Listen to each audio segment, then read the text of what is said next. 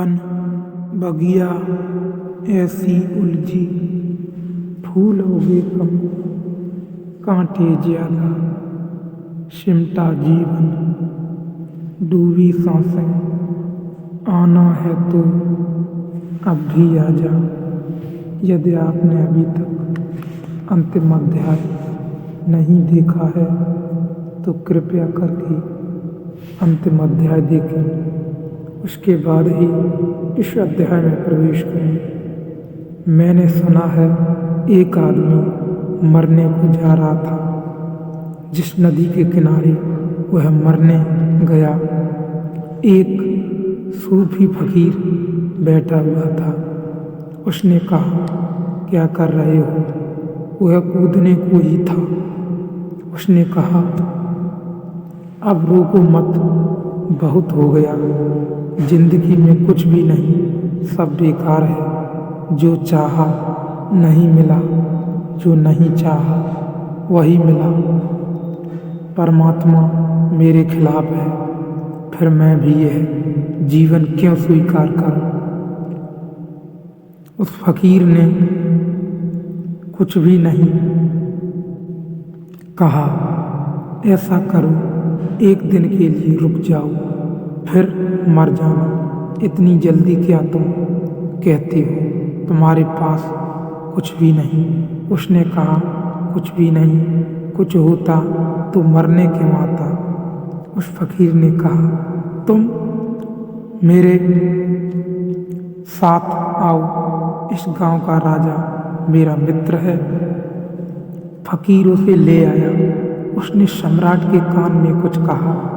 सम्राट ने कहा, 1 लाख रुपए दूंगा। उस आदमी ने इतना ही सुना। फकीर ने कहा, कान में वह नहीं सुना।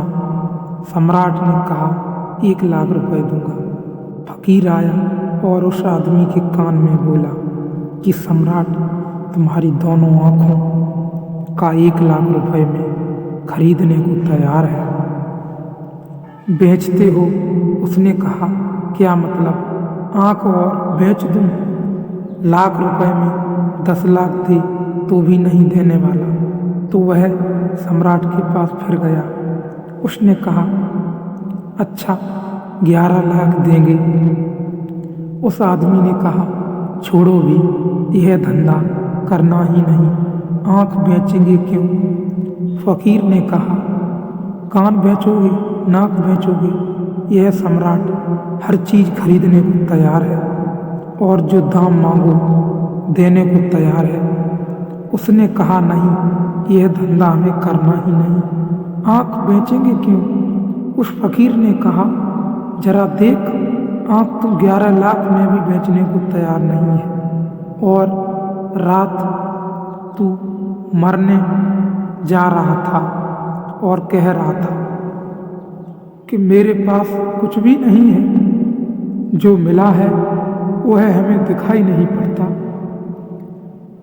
जरा इन आंखों का तो ख्याल कर। यह कैसा चमत्कार है? आंख चमड़ी से बनी है, चमड़ी का ही अंग है, लेकिन आंख देख पाती है। बाहर कुछ भी हो, आंख सब देख लेती है। शरीर में भी जो घटे, आंख उसको भी देख लेती है। कैसी पारदर्शी है! असंभव संभव हुआ है। ये कान सुन पाते हैं संगीत को, पक्षियों के कलरव को, हवाओं के मरमर को, सागर के शोर को। ये कान सिर्फ चमड़ी और हड्डी से बने हैं। यह चमत्कार को देखो, तुम हो, यह इतना बड़ा चमत्कार है कि दूसरे इससे बड़ा और कोई चमत्कार क्या तुम सोचते हो?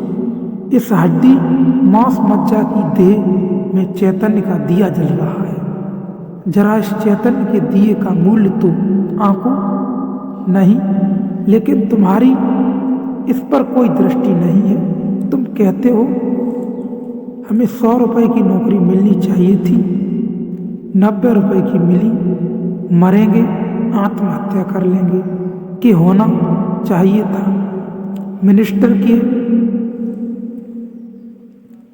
लिए, लेकिन डिप्टी मिनिस्टर हो पाए। नहीं जिएंगे कि मकान बड़ा चाहिए था, छोटा मिला। अब कोई सहार रहने का नहीं है, अब कोई जीने का सार नहीं है। कि दिवाला निकल गया, कि बैंक में खाता खाली हो गया। अब जीने में सार क्या है? कि एक स्त्री चाही थी वह न मिली, कि एक पुरुष चाहा था वह न मिला। बस अब मरोगे, जितना तुम चाहोगे उतना ही तुम्हारे जीवन में दुख होगा। जितना तुम देखोगे कि बिना चाहे कितना मिला है। अपूर्व तुम्हारे ऊपर बरसा है, अकारण तुमने कमाया क्या है? क्या भी कमाई तुम्हारी जिसके कारण तुम्हें जीवन मिला? क्या थी तुम्हारी कमाई जिसके कारण तुम्हें आनंद मिला? क्या है तुम्हारा अर्जन जिसके कारण तुम क्षण भर सूरज की किरणों में नाचो, चांद तारों से बात करो? क्या है कारण? क्या है तुम्हारा बल? क्या है तुम्हारे बल का प्रमाण कि हवाएं तुम्हें और तुम गुनगुनाओ, हवाएं तुम्हें झुकाएं और तुम गुनगुनाओ? आनंदमय हो कि ध्यान संभव हो सके, इसके लिए तुमने क्या किया, क्या अर्जन किया, क्या कमाया? यहाँ सब तुम्हें मिला ही है। यह बात बहुत ध्यान देने की है।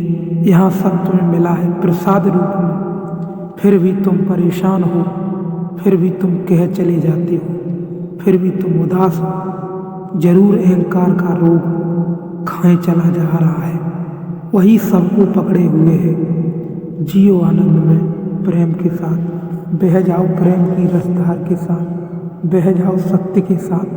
सत्य ही सार्थक है।